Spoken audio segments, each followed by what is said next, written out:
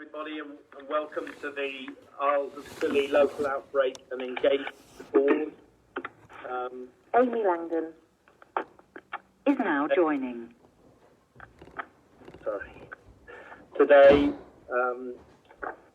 the 4th of May, and this will be a virtual meeting with remote attendance by councillors and remote access of press and public, and will be held in accordance with the provisions of the local authorities and police and crime panels.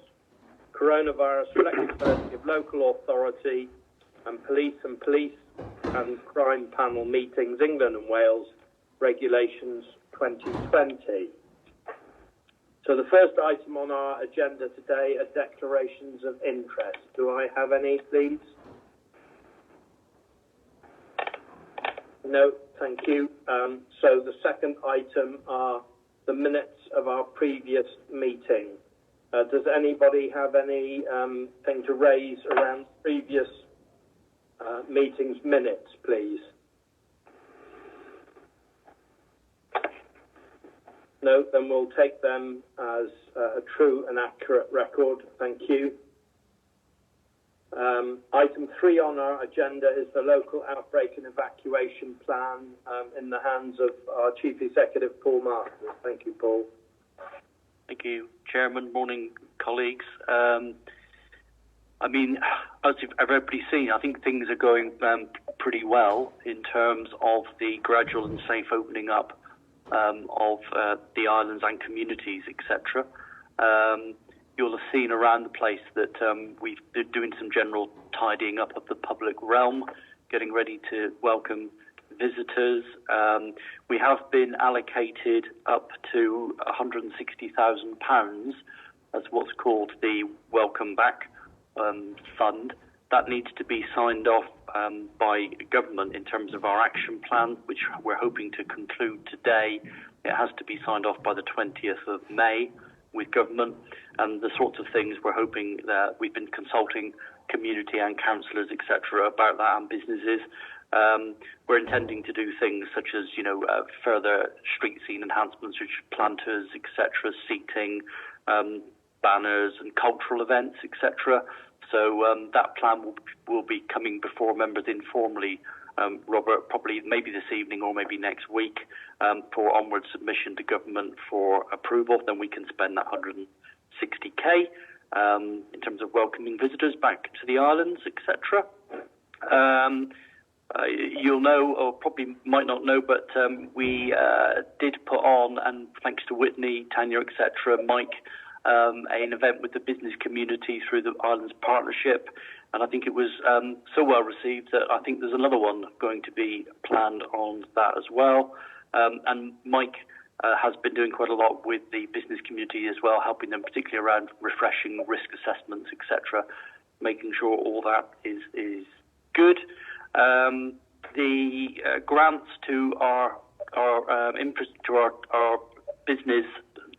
transport providers came to the end at the end of April. Just over £9 million that was given to the Isles of Scilly operators to keep the lifeline services going. That has now concluded at the end of April and has been stood down by the Department of Transport.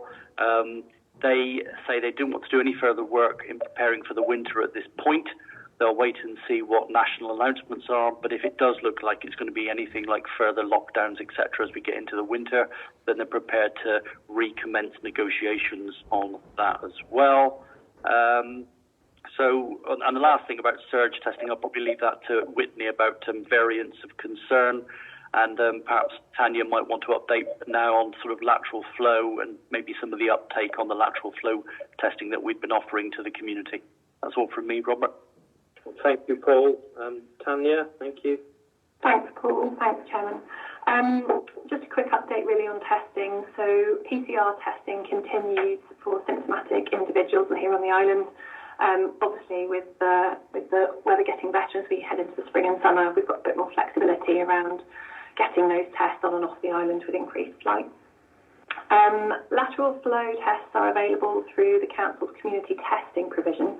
So this is set up in the Town Hall in St Mary's Tests can be collected from the town hall between 9 and 11 Monday to Friday, or at any other times if you email Keep City Safe inbox. The pharmacy are also providing a testing service as well, so there are options there available for people.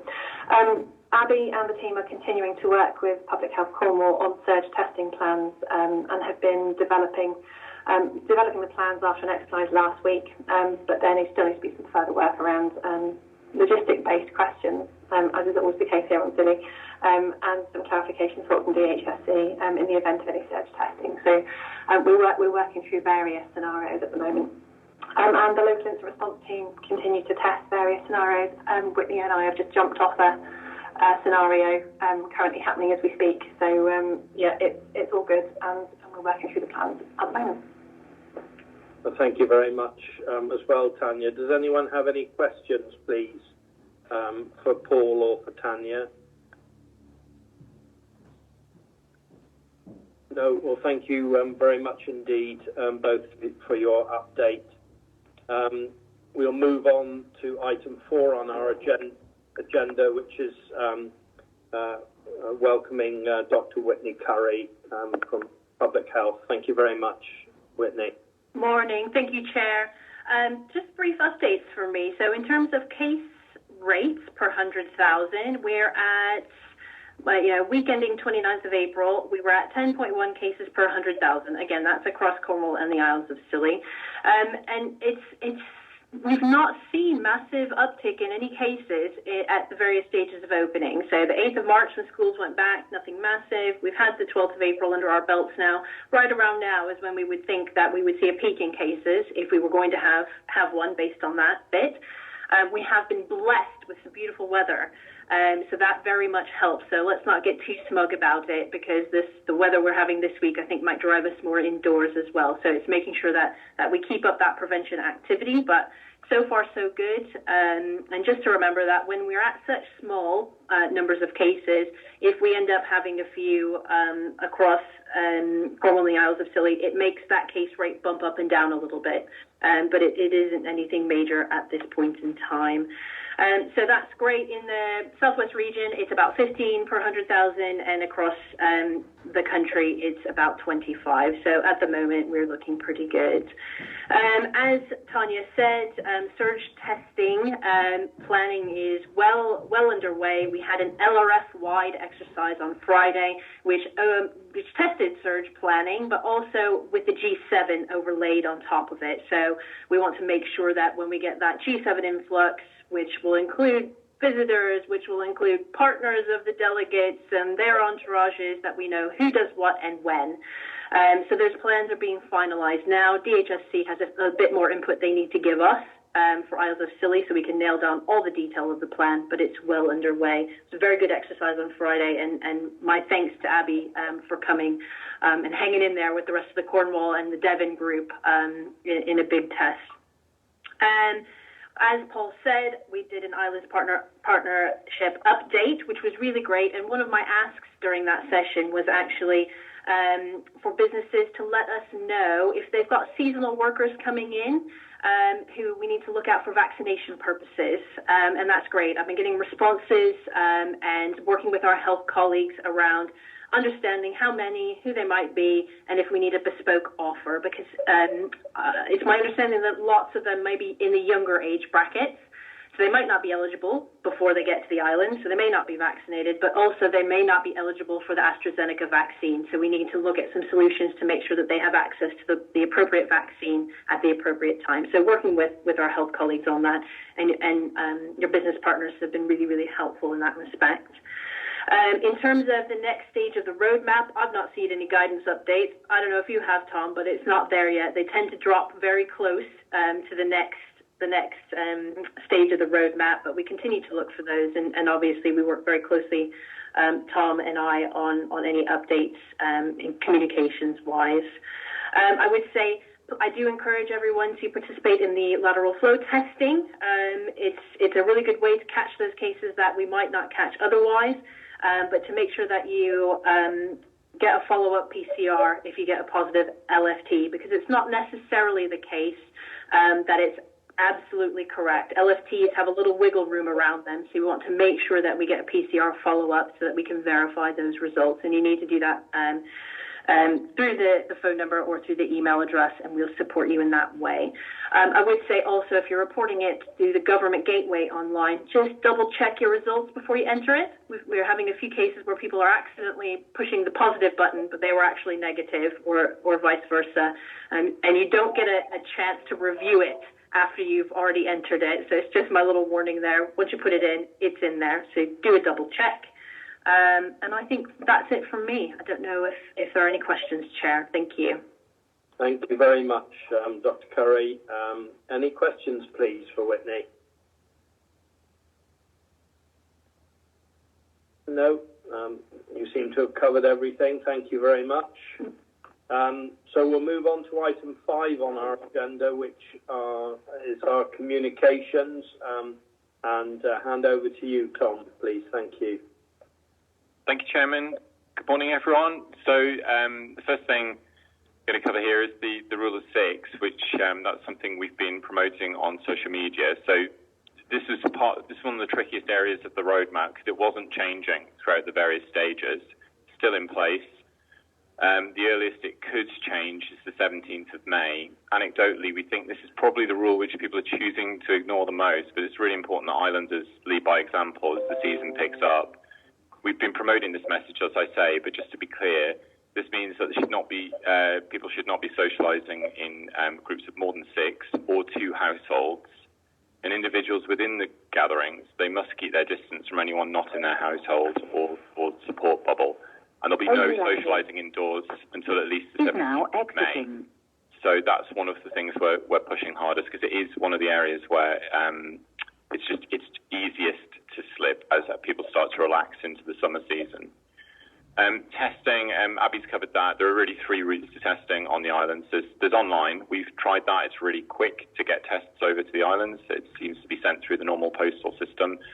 But absolutely, there's the testing site at the back of the town hall, 9 to 11 every day, every weekday.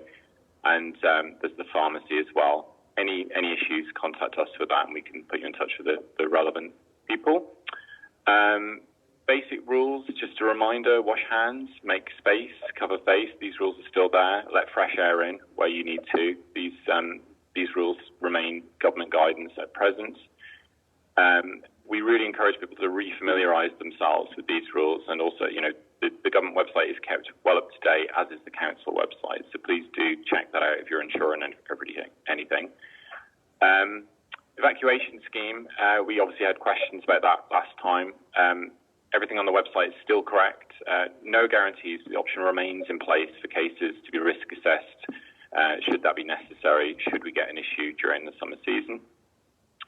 St Mary's Harbour, this came up last time. I've spoken to Dale Clark at St Mary's Harbour, and they're still pushing social distancing, 2 meters plus, and they're promoting the use of masks. They can't insist on it because it is an outside space, but they are really trying to promote that rule on the harbour. There's hand sanitisers on steps and also for getting on and off the Solonian. From what Dale says, most people are really excellent when they're getting on and off boats. It's slightly trickier once people come off a boat, get onto the quay. I think the sort of natural reaction is to take the mask off and walk down the harbour. They can't insist on that, and it is just sort of probably human nature to do that. But compliance is fairly good, is what I'm hearing from the harbour. But they are continuing to push that because they understand the importance. It is a crowded area on the islands.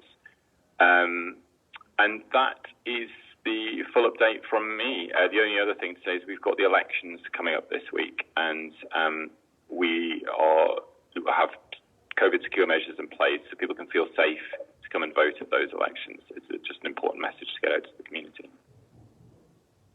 Thank you very much. Tom, any questions, please, on communications? No? Well, thank you very much indeed, Tom. Does anybody have any other business they wish to bring up, please? No, well, in that case, just from me, I'd just like to reiterate Whitney and Tom's comments just now to members of the public that may be listening, because we've obviously had a very good vaccination program here on Scilly, and with most people now being vaccinated, there's a tendency to think that we feel safe, and which is great. But we need to realise that we can still pass the virus on. So it's really important for us not to drop our guard and to remember hands, face and space. Thank you for that. And as Tom also mentioned, we have an election on Thursday. So for those of us elected members on this board, we may not be here next time. So thank you very much for all the support that you've given us to date. Hopefully we will be here to see you again, but that remains to be decided on Thursday. But thank you all very much indeed for attending this meeting, and with that I will close the meeting. Thank you very much.